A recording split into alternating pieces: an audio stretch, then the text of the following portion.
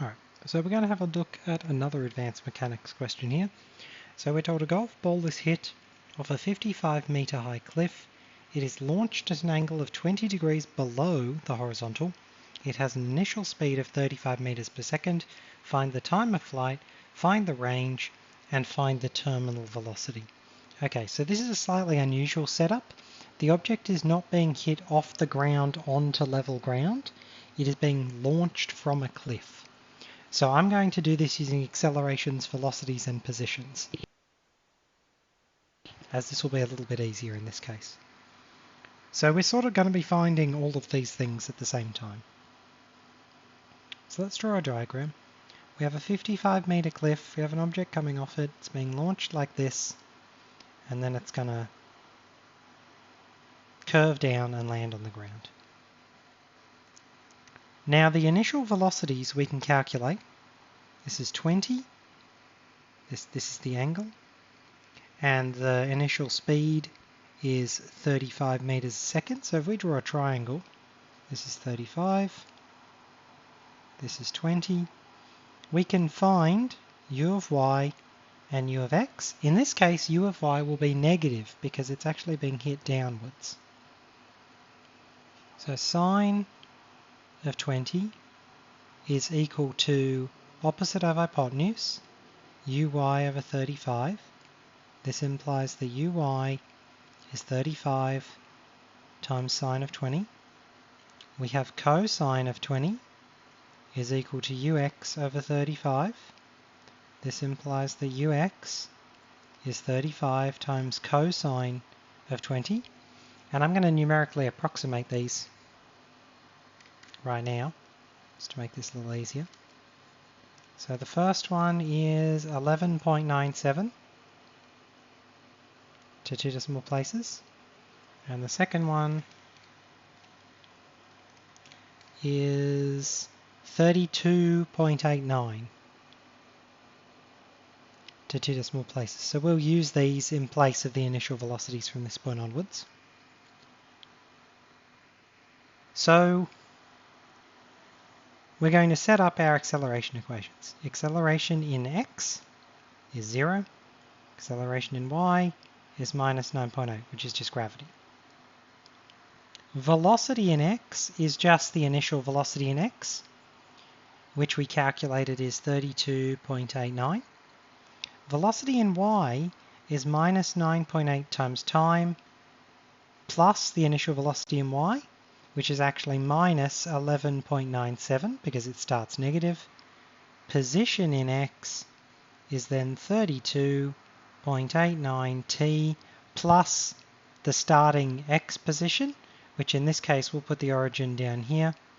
So we'll say the x position of the starting point is 0, and then position in y will be minus 4.9 t squared minus 11.97 plus the starting y position, which is 55. So we've got accelerations, we've got velocities, we've got positions. It asks us to find the time of flight. So we can do this by letting the position in y equal 0. So p of y equals 0. This is when it hits the ground.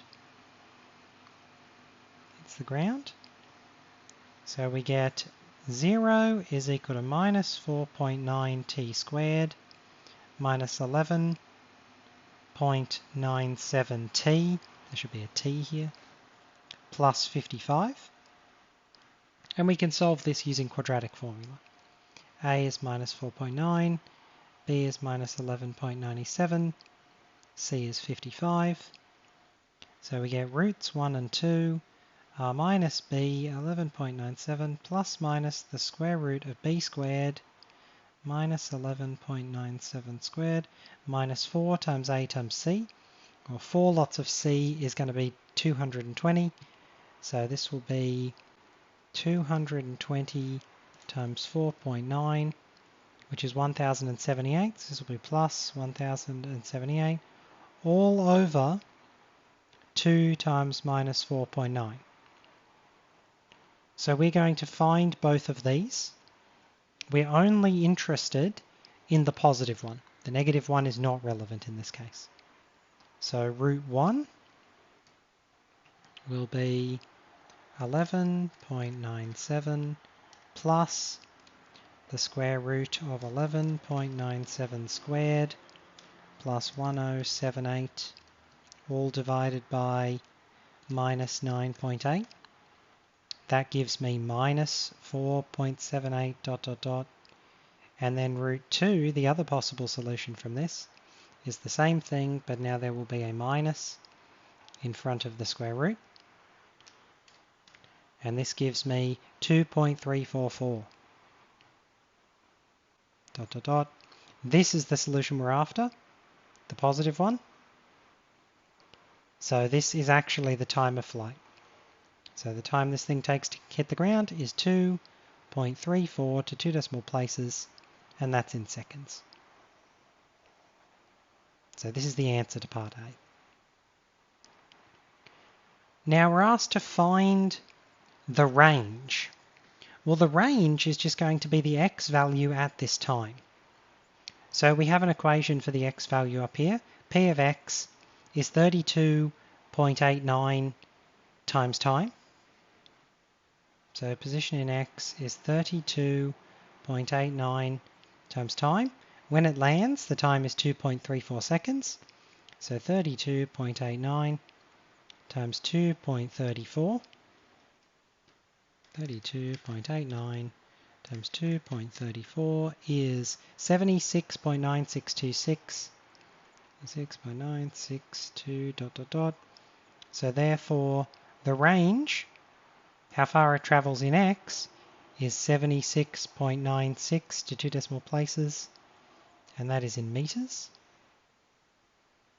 So this is the answer to part B. And now we need to find the terminal velocity. Well, in this case, we know the velocity is the square root of the velocity in x squared plus the velocity in y squared. We know how to find those two velocities. So now all we need to do is find the terminal velocity in this case. So we know how to find Vx and Vy. We have Vx is 32.89. So Vx is fixed, 32.89. We have Vy is minus 9.8 times time minus 11.97. So minus 9.8 times time minus 11.97. This is Vy. We need to evaluate these at the time when the object lands, which is 2.34 seconds. So this means V of x is 32.89, it's just a fixed value. V of y, on the other hand, will be minus 9.8 times 2.34 minus 11.97, which is minus 34.9. Minus 34.902 dot dot dot. So this is minus 34.90 to 2 decimal places. So now we just need to take the square root of the sum of squares of these values. So velocity terminal, so we now know that velocity terminal is the square root of the sum of squares of these, 32.89 squared plus minus 34.9 squared. So this implies that velocity terminal is square root 32.89 squared plus 34.9 squared. That's 47.9558. 47.955 dot dot dot. So therefore the terminal velocity is 47.96 to 2 decimal places meters per second. And that is the answer to part C.